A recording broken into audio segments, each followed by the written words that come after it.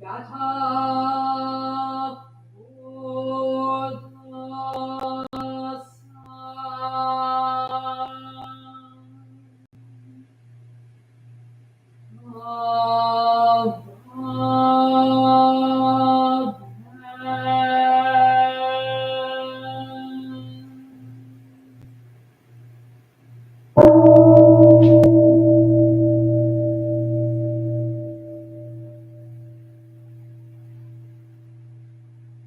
mind calm, body at ease, breathing quiet, sentiment, and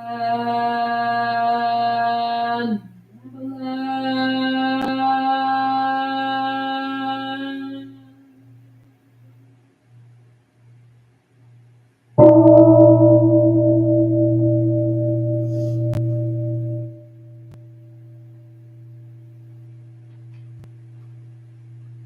Dharma friend, sitting still in vital silence,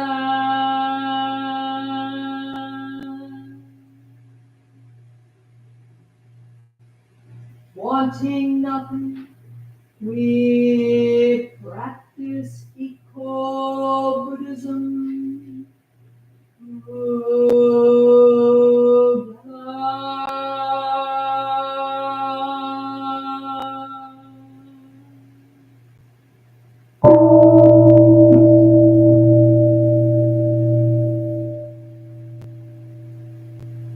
The sound of the temple bell booms for all to cease from conflict.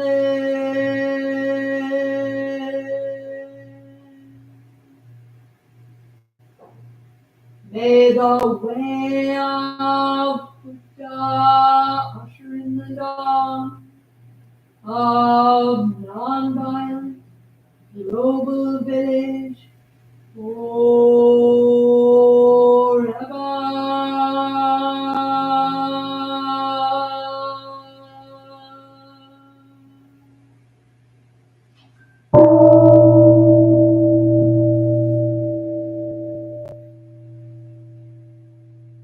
Here is the after sound of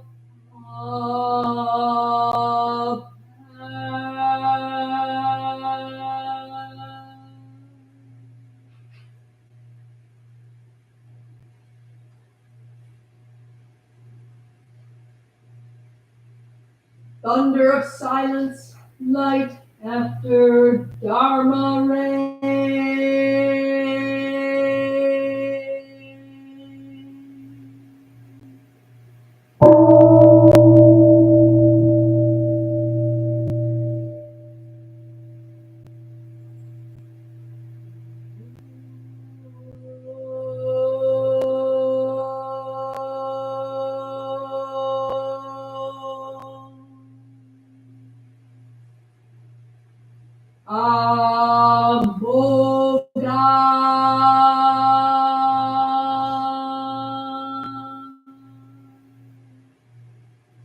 Vairocana Mahamudra.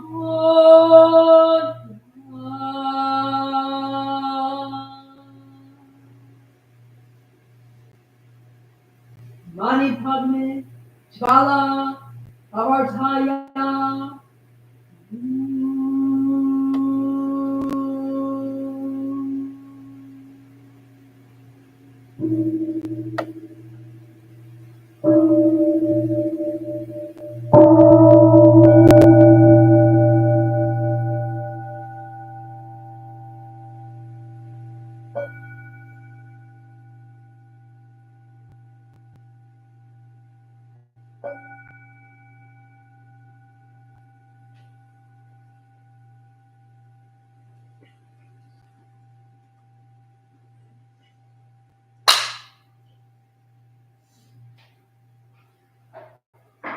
stand and join me in chanting of the refuge.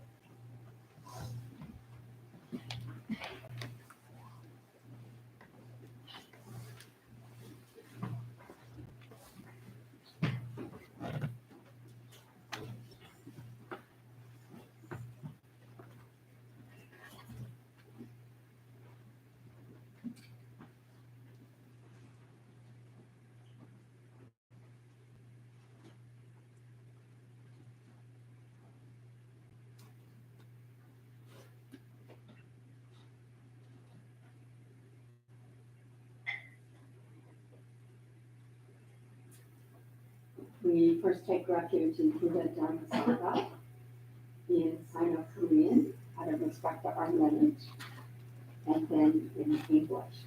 So please throw your voice in as best you can.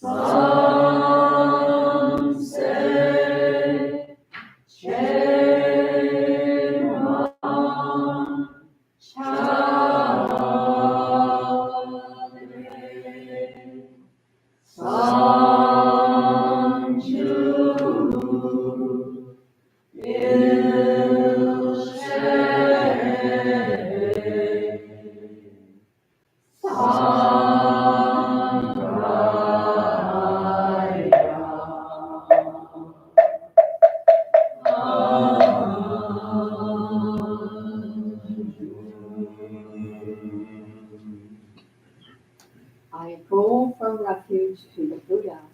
I go for refuge to the Buddha. And resolve with all beings. And resolve with all beings. I will cultivate a heart of enlightenment. I will cultivate a heart of enlightenment. And realize the great way. And realize the great way. I go for refuge to the Dharma. I go for refuge to the Dharma. And resolve with all beings. And resolve with all beings. I will penetrate the teaching. I will penetrate the teachings. And uncover oceans of wisdom. And uncover oceans of wisdom.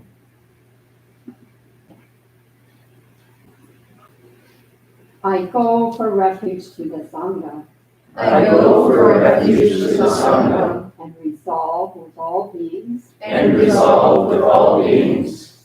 I will seek peace and happiness for the many I will seek peace and happiness for the many and transform this world into Buddha lands unimpeded. and transform this world into Buddha lands unimpeded.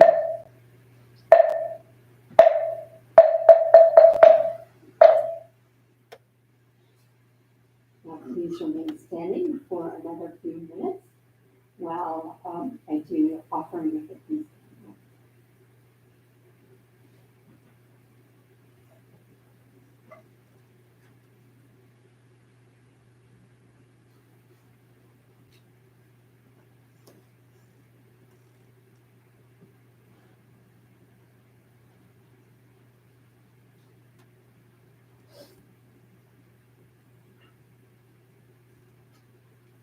So on this 17th day of March 2024, we acknowledge that this land where our temple building stands has been the home of Native peoples, the Potawatomi, the Odawa, the Ojibwe, and the Council of the Three Fire Tribes, and also of Black Americans. We know that this neighborhood used to be a historically Black neighborhood during times of racial segregation and oppression.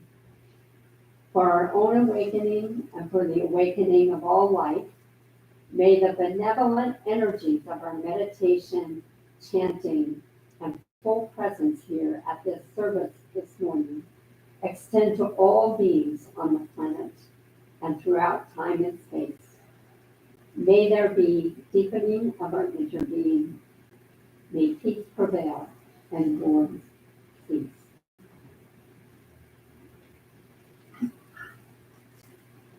And let us sit in meditation once again for a few more minutes.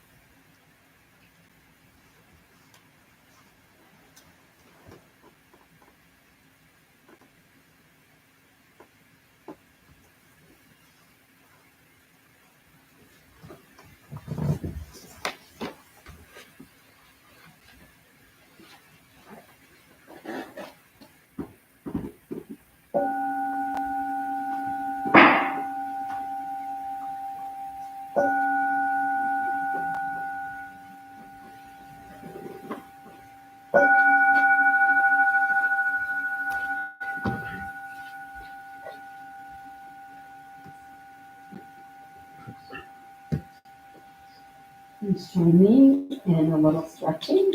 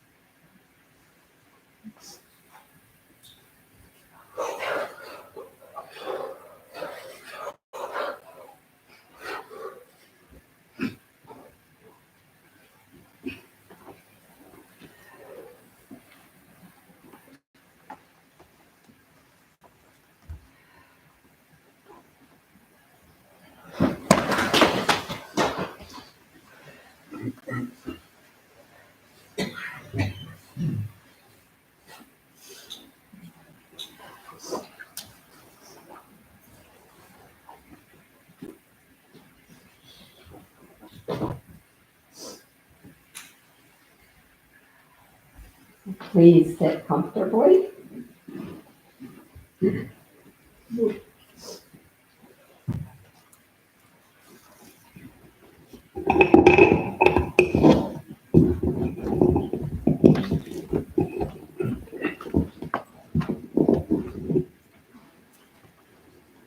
Our microphone is more powerful these days. Everybody hear me okay? All right, great.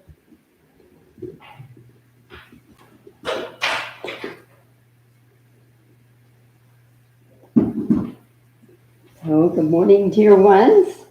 Welcome to the Zen Buddhist Temple on this St. Patrick's Day. And you have the luckily Irish, it happens to be me giving the Dharma talk today. So we'll see how it goes.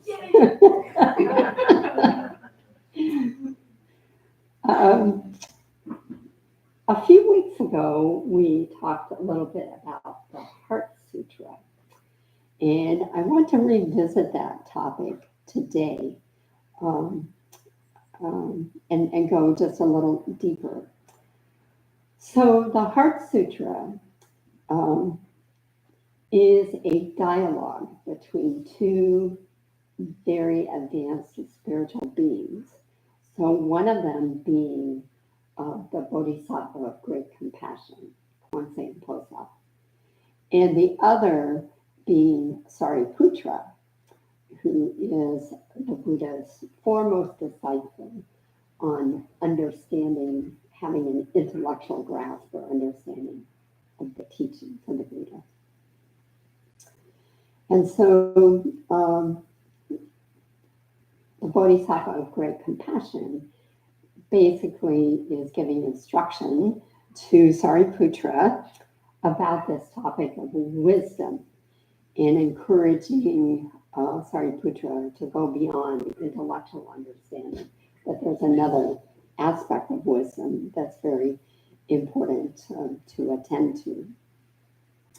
So this is a special kind of wisdom, prajna, we call it prajna, and in our Buddhist tradition, the perfection of this wisdom, prajna paramita, is a type of transcendent wisdom that I think probably we all want to cultivate.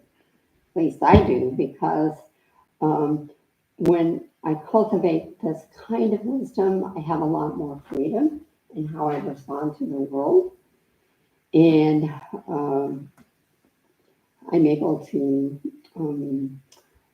maybe let go of some attachments and things like this. So freedom, being an example of this might be, the temple has a cat. The cat's name is Mani. Has anybody met Mani? Okay, several of you have met Mani, our cat. So Mani, being a cat and not a human, has some choice, but not complete choice about behaviors that she chooses to engage in. One example is a mouse. When she sees a mouse, she's hardwired to go after that mouse. She doesn't have much choice about it. She goes after the mouse. But interestingly enough, when she catches a mouse, she doesn't eat it. So it seems like there's a little of this non-harming in the cat. She doesn't eat it, but what she does, she takes that mouse into the historic temple and goes up to the second floor where there's a statue of the Buddha, and she places the mouse at the feet of the Buddha. Mention this. Yeah. When a cat does that, it means that they're trying to care for the thing. Yeah, So she's trying to feed Buddha. there you go. All right. So it's kind of an interesting example, and we as humans also have hopefully maybe a wider range of choice. What I would like to get to is this notion of abiding in suchness. Our founder and Dharma master, Samasunam, talked about suchness as being one of the things that you achieve through meditation practice. And it has these qualities: intimate, immediate, spontaneous, and obvious. So it would be nice to be able to respond in that way if we could. So now back to the Heart Sutra and this cultivation of wisdom practice. I'm asking an Irish person in the room to see if she's willing to serve as Vanna White today, Vanna being the one who holds the board. I thought you were going to ask me to be the bartender. Oh, not quite that fun, sorry. Okay, so first of all, I'm just going to recite the first couple of verses of the Heart Sutra. So this bridges us back to what's this scripture all about, what's this dialogue all about. So it goes like this: Namaha Prajna Paramita Hridaya Sutra. The Bodhisattva of great compassion, from the deep practice of prajna paramita, perceived the emptiness of all five skandhas and delivered all beings from their suffering. O Shariputra, Form is no other than emptiness. Emptiness no other than form. Form is emptiness. Emptiness form. The same is true of feeling, thought, impulse, and consciousness. And then it goes on from there. So the Buddha said, the Buddha's teaching was that we construct our reality in a specific way, and we sort of get trapped in the way we construct it. So starting with the faculties that we all have, eye, ear, nose, tongue, body, and we've added one, mind, experiences arise. So we have the experience of form, like solidity, body, form, the experience of sound, smell, taste, touch, and objects of mind. So the skandhas are actually an object of mind. And these skandhas are dimensions of experience that we have constructed. And so we organize our experience along these different groups. They're called skandhas, which mean heaps. Because these things, they're merely what they are, is a collection of parts without any central core. So, for example, feeling does not have its own independent existence. Form does not have its own independent existence, and so on.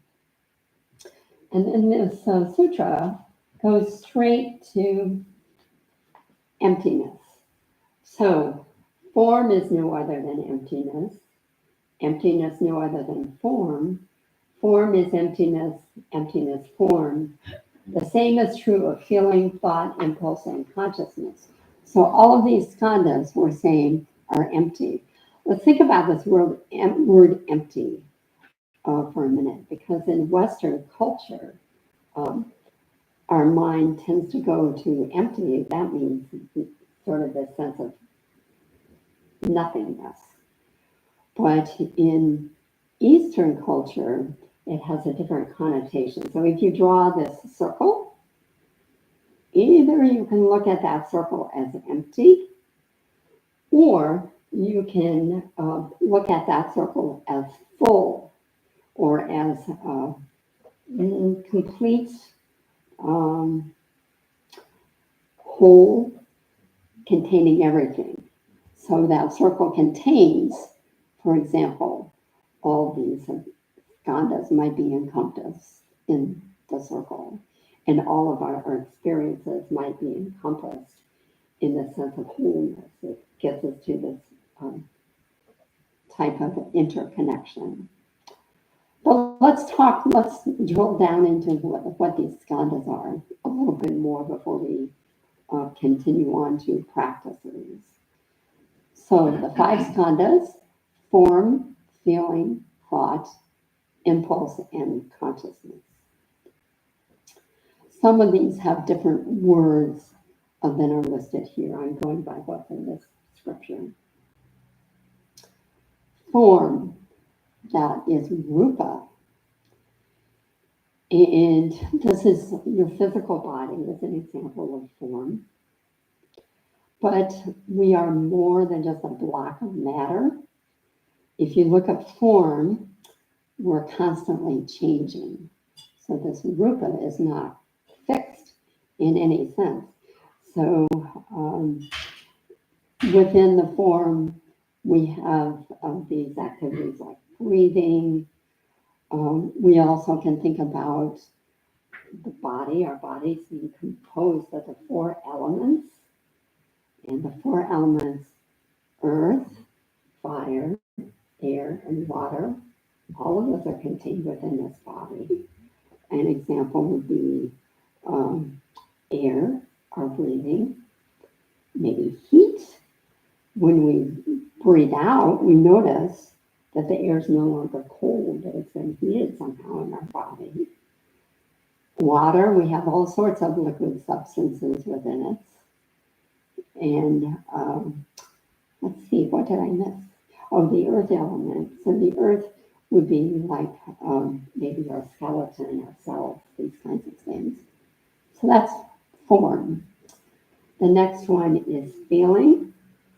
This one is defined as pleasant, unpleasant, or neutral. Very simple. It's not complex emotions like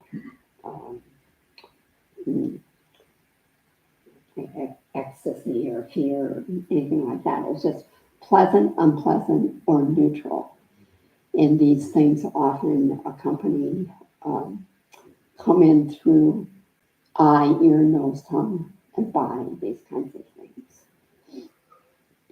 The interesting thing about feeling, or the Sanskrit word is vedana, is it too is constantly changing. And sometimes even the same thing you have a different take on depending on how you relate to it. So I was looking at the cloud in the sky yesterday and thinking that's something very beautiful. But then when the sky releases its moisture and it starts raining on me, it's no longer pleasant, it becomes unpleasant.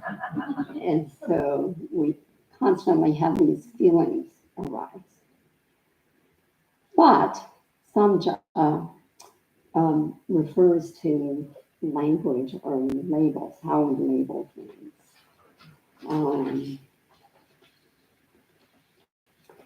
And so the function of this thought is to provide sort of containers for our experience, our concepts, containers for our concepts and our ideas. So we label things. So, for example, let's take maybe a leaf on a tree, and also the concept of mother. So is the tree the mother of the leaf, or is the leaf the mother of the tree? You can see the two are pretty related, because without that leaf, the tree could not exist. That leaf takes in all sorts of things. So then we get to impulse or samskara. This often is referred to as mental formations instead of this word impulse. Impulse is placed there because it captures the sense of volition or action. So with these mental formations comes the impulse or the potential to do something.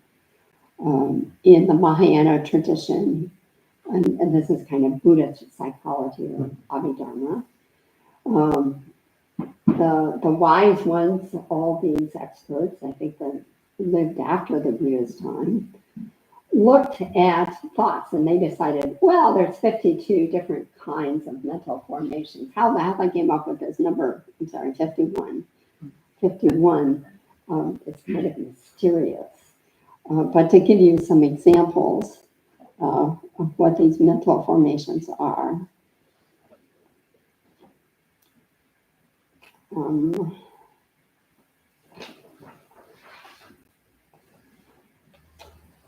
so virtuous mental formations might be things like faith, diligence, equanimity, ahimsa, non-harmfulness. Unwholesome mental formations might be things like resentment, spitefulness, pretense, hypocrisy, and so on. So as you can see, each of those, it sort of names maybe an intention or a way that we might carry out our next action of body, speech, and mind. So to give you, this too is pretty fluid. So to give you an example, this morning, I was sitting in meditation, early morning practice, and I don't always use this time just to focus on things that are going on in my body. Often I use the time of, well, what am I going to say in that Dharma talk? Or what do I need to do to get ready for service? And so there's this sense of restlessness as the impulse. And I thought, oh, there's a flyer out there and I need to correct it because it has incorrect information. I really had to restrain myself not to get up, rush out and do it, and then come back and sit down.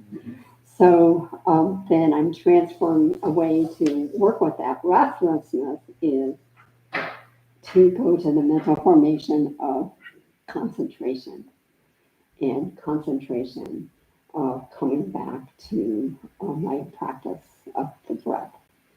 So that's an example of how these things are always in play. And then the last one, consciousness, is sort of the backdrop of all of this activity. So it is your awareness of skandhas 1 through 4. It has the function of discrimination or discernment. And you have to have consciousness in order to have these experiences that arise from the senses. So if you are not conscious, for example, you may not hear sound, this kind of thing. But the interesting thing too about this consciousness, so yes, it's the basis for the sense experience, but it can also occur in the absence of sense faculties. So how many of you have dreams at night? Any of you? All right, most of us do, dreams at night. So are your senses active while you're having that dream? No, not really, not in the sense that your eyes are probably not open and your ears are probably not taking in sounds. But you are having experiences maybe arising from the faculty of mind. So it can occur in the absence of things. So consciousness, number one, then it has to do with our experiences in these faculties, the direct ones, and it can also arise in the absence of those senses, the senses. But then the last aspect of consciousness is it is a repository of all of our experiences throughout our entire lifetime. So this is called Vijnana. Those who were here last week heard Haji Sunim refer to this. This is also seed. And so all those experiences, all those mental formations that we have, all those things are seeds. We don't have to act on them necessarily because we're not hardwired like cats. We do have some choice in the matter. So then the question becomes, if we sort of buy into this model of how we construct reality, which by the way has kind of been validated by science. The Buddha discovered it without the benefit of science 2,500 years ago, but we kind of validated it. So how do we work with these constructs of reality and change them so that we can get to this place of greater freedom of choice and maybe get to that place of operating from a place of suchness. So we can put this away for now. So of course, the Buddha offers advice on this too. And he says, well, meditation is, one of the main avenues that we can use to help us change the way we construct reality. When we talked about this a couple of weeks ago, we used the example of sound, meditating on sound. which was a practice of the Bodhisattva of great compassion. The Buddha offers several more. And so his main teaching is the Maha Satipatthana Sutra. That's a mouthful, right? Satipatthana Sutra. I did not bring the exact definition with me. But it has to do with 4 foundations of mindfulness. So if we can engage in these practices, we can loosen ourselves up a bit. So here's the Buddha's words, translated by Bhikkhu Bodhi. Here, monks, is the one way to the purification of beings, for the overcoming of sorrow and distress, for the disappearance of pain and sadness, for the gaining of the right path. That is to say, the 4 foundations of mindfulness. What are the 4? Here, monks, a monk abides contemplating body as body, ardent, clearly aware and mindful, having put aside hankering and fretting for the world. He abides contemplating feelings as feelings. He abides contemplating mind as mind. He abides contemplating mind objects as mind objects. Ardent, clearly aware, and mindful, having put aside hankering and fretting for the world. So if we look at that list of skandhas, there were 5 of them: form, feeling, thought, impulse, and consciousness. In these practices, we're seeing that there's 4 that we need to work on.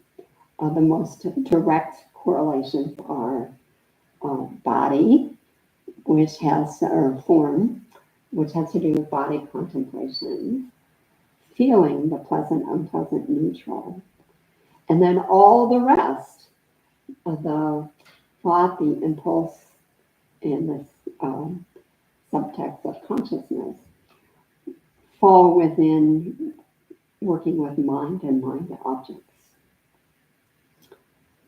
So when we start meditation practice, when the Buddha begins meditation practice, it always starts with the breath. So let's engage in the first practice that he recommends. So sit a little bit formally.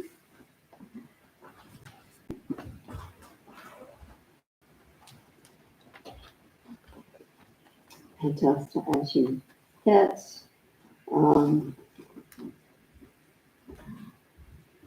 so he even offers instructions on how we sit down. So here we go. This is mindfulness of breathing. How, monks, does a monk abide contemplating the body as body?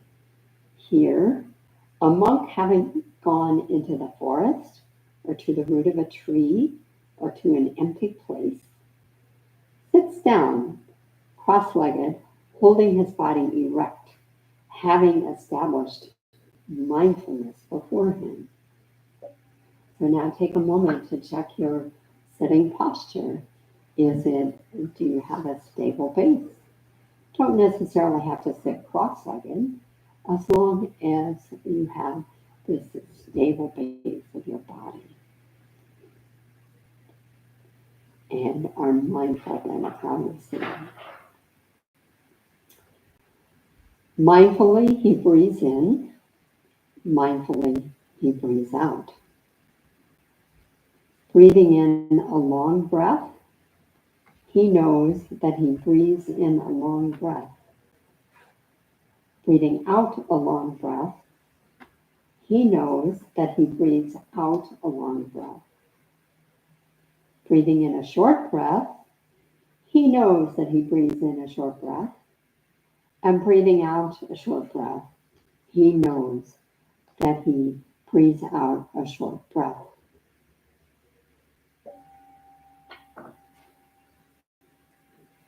He trains himself thinking, I will breathe in, conscious of the whole body. He trains himself thinking, I will breathe out, conscious of the whole body.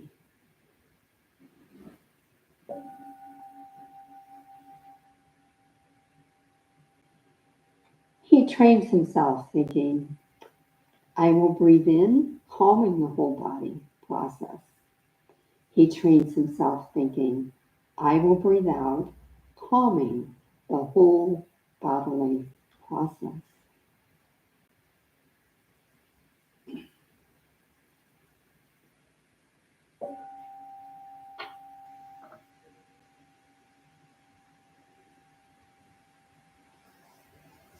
Just as a skilled turner or his assistant in making a long turn, he knows that he's making a long turn. In making a short turn, he knows that he's making a short turn. Apparently this is some sort of occupation, being a turner.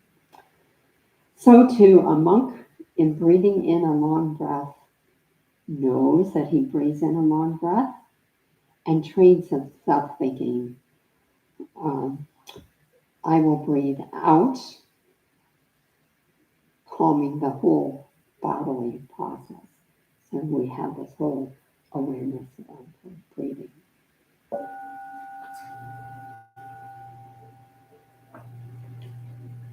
So he abides, contemplating body as body internally, contemplating body as body externally, contemplating body both internally and externally. He abides, contemplating arising phenomena in the body. He abides, contemplating vanishing phenomena in the body. He abides, contemplating both arising and vanishing phenomena in the body. Or else mindfulness, there is a body, is present in him, just to the extent necessary for knowledge and awareness. And he abides independent, not clinging to anything in the world. And that monk is how a monk abides, contemplating body as body.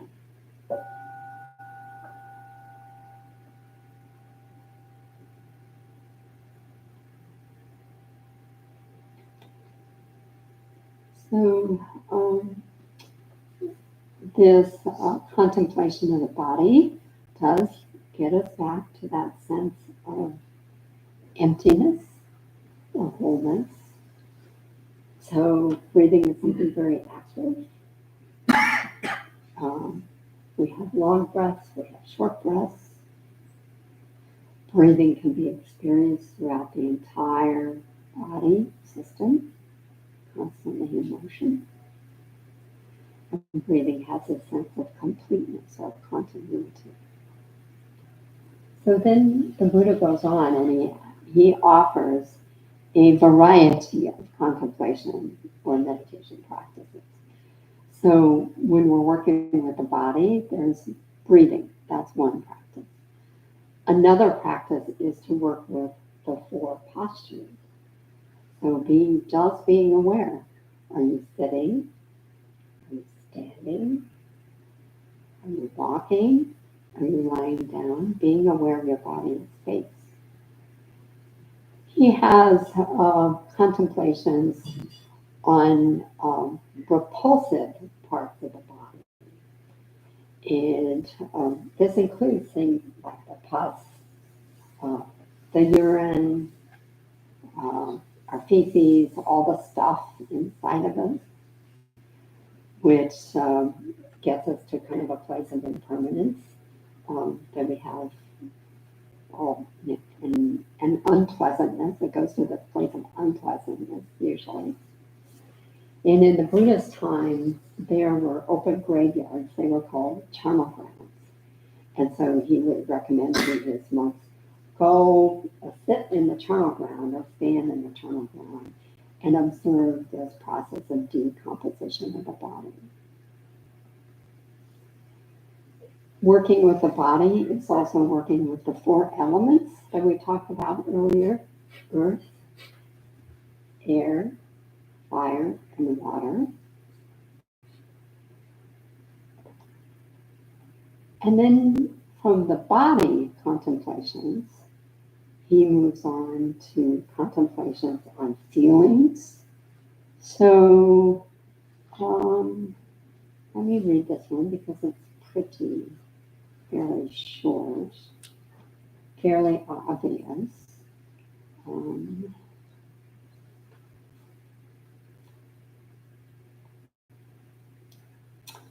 And how does a monk abide contemplating feelings as feelings? Here, a monk feeling a pleasant feeling knows he's feeling a pleasant feeling.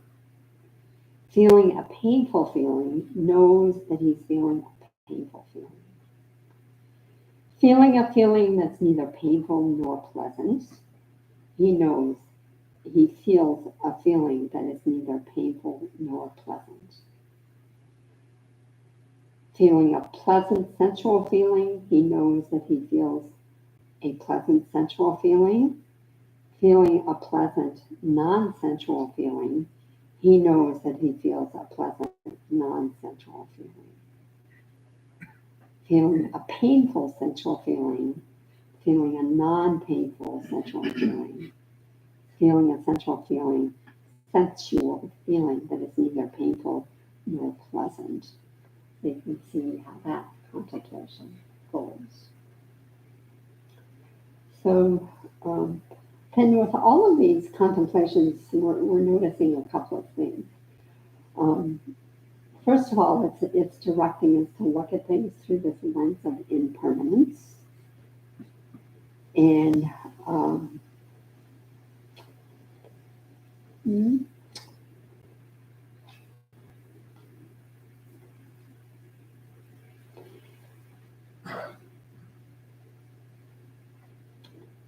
and I'm losing the point that I had in my head, but that's okay. Maybe it'll come back. What's impermanent? Yeah. So impermanence, it's constantly changing. So we have this sense of everything being constantly changing, which frees us up to then make more choices. Yeah. So then we get to this mind and objects of mind. So how do we work with those? Body and feelings seem a little bit more apparent. So for mind,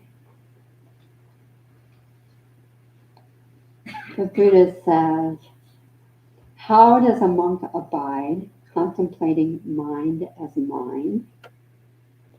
Here a monk knows a lustful mind as lustful, a mind free from lust as free from lust, a hating mind as hating, a deluded mind as deluded, an undiluted mind as undiluted, a contracted mind as contracted, a distracted mind as distracted, a developed mind as developed, an undeveloped mind as undeveloped, a surpassed mind as surpassed, an unsurpassed mind as unsurpassed, a concentrated mind as concentrated, an unconcentrated mind as unconcentrated, a liberated mind as liberated, an unliberated mind as unliberated.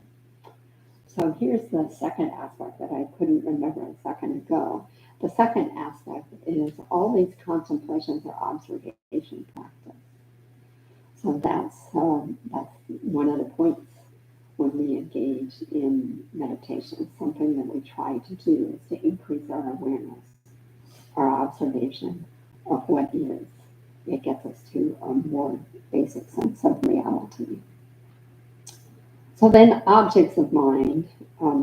This I find interesting because he talks about objects of mind encompassing the five skandhas, but also the five hindrances. Is anybody familiar with those, the five hindrances? So that would be things like sensual desire, ill will, sloth and torpor,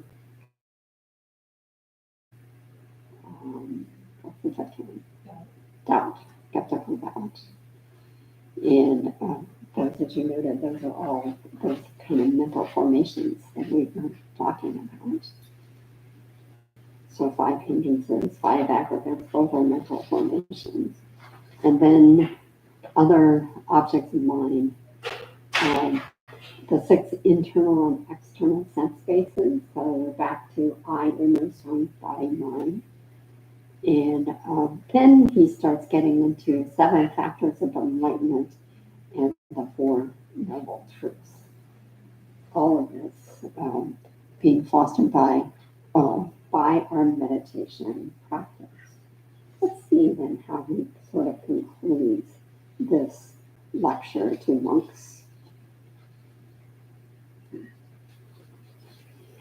So he concludes as, whoever monks should practice these 4 foundations of mindfulness for just 7 years may expect one of 2 results. Either arhantship in this life, or if there should be some substrate left, the state of non-returner. Let alone 7 years, whoever should practice them for just 6 years, 5 years, 4 years, 3 years, 2 years, 1 year, may expect one of 2 results. Let alone 1 year. Whoever should practice them for just 11 months, 6 months, 5 months, 4 months, 3 months, 2 months, 1 month, half a month, could expect one of 2 results, let alone half a month. Whoever should practice these 4 foundations of mindfulness for just 1 week may expect one of 2 results, either arhantship in this life, or if there is some substrate left, the state of a non-returner. It was said, there is, monks, this one way to purification of beings, for the overcoming of sorrow and distress, for the disappearance of pain and sadness, for the gaining of the right path, for the realization of nirvana. That is to say, the 4 foundations of mindfulness. For this reason, it was said, thus the Lord spoke, and the monks rejoiced and were delighted in his words. So there you have it, encouragement to continue to practice and to explore the many varied aspects of mindfulness and meditation. So for the second time, I've ran out of time a bit, but you can go away, you can contemplate this on your own. And if you have curiosity or want copies of any of these things I've been talking about, please feel free to contact the temple. Okay. So now let's switch over to announcements, and then we'll conclude with the 4 great vows. Okay, welcome everyone. And it's great that you're here to practice with us this morning. If you have any questions, you can ask any of us wearing the gray, and we'll do our best to answer your questions. And we have a schedule as a flyer on the table in the entrance hall. So feel free to take a copy of the schedule with you. I'll highlight a couple of things coming up. We have an overnight introductory meditation course. So we offer the introductory meditation course from time to time. This time we're doing it as an overnight Zen retreat, and that consists of in-depth instruction in sitting meditation, and it includes several different postures for sitting meditation, and also talks about it's an opportunity to learn other forms of Zen practice besides just sitting meditation. So chanting, prostrations, work practice, etc. And that's going to run on March 22nd to 23rd, from Friday at 7 p.m. until Saturday at noon. So there's a sign-up sheet on the table if you're interested in that. We also offer that course as 5 Thursday evenings from 6:30 to 8 o'clock p.m. So the next round of that begins on April 25th, and you might find that that works better for your schedule compared to the overnight one. We offer yoga on Tuesday evenings from 6:30 to 8 o'clock p.m. and that's ongoing. There is a sign-up sheet if you're interested in that. And we're also offering an intensive 5-day retreat. So this is Youngman Junction. If you've been to some retreats before and you're interested in doing an intensive one, it consists of several hours each day of sitting meditation, walking meditation, work practice, vegetarian meals, prostrations. Sometimes we're sitting here and we're doing prostrations to the Buddha statue, and Monty the cat comes up and delivers a mouse to the Buddha, and that's always fun. Is it alive or dead? It's in a transitional. Yeah. So that always wakes us up. So the intensive 5-day Youngman Junction is going to be held Wednesday, April 3rd, 7 p.m. until Sunday, April 7th at 9 a.m. There's a sign-up sheet if you're interested in that. Recovery Dharma is meeting today. We'll meet today at noon in the historic temple next door. Okay, at noon in the historic temple next door. The temple's supported entirely by your kind donations. There's a fishbowl for monetary donations right outside the door here. If you'd like to volunteer your time, the best time to do that is on Saturdays from 3 p.m. until 5 p.m. We have work practice where several of us are working together.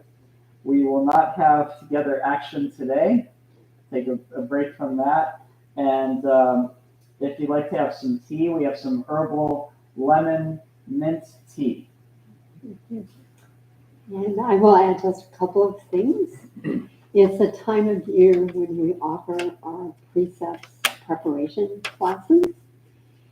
And there have been a couple of informational sessions on this already. So precepts are our 5 key moral guidelines. And people take the classes because they want to. Actually, it's more than 5. We do 8 of them because they want to learn more about these. But also, the end result is if you complete the classes, you can formally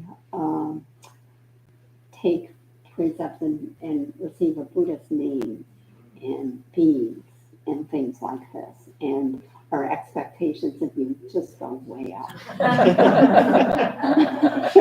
So there's that. Precepts are coming up. And then the fun thing to look forward to is Buddha's birthday, May 19th. We celebrate Buddha's birthday with a special service involving all of our Sangha. We have a parade, we have a potluck, and in the evening, we will have a lantern service. When you come back here after our intensive retreat, you will see lanterns hanging all over the ceiling, paper lanterns. And on the evening of the 19th, we will light those and do special chanting. Look for opportunities to volunteer. There will be sign-up sheets available starting next week for all sorts of things. You know, we need help with the potluck, we need help with making these lanterns and so on and so forth. Okay, so that's my announcements. Okay, and then I just thought of one more thing. We're going to prepare this room for other activities later. So the mats and cushions that are touching the carpet will remain there. But if you could help as you're leaving to take the rest of the rows of mats and cushions and stack the ones on this side in that corner and the ones on this side up on the platform, that would be great.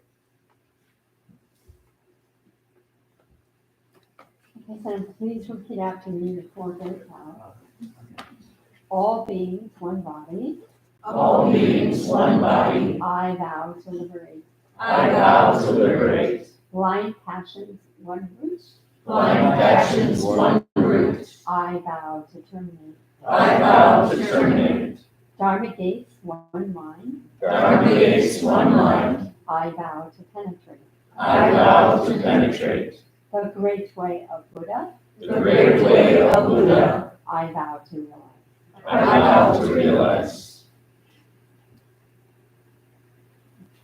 Let's all stand and we'll make three formal vows.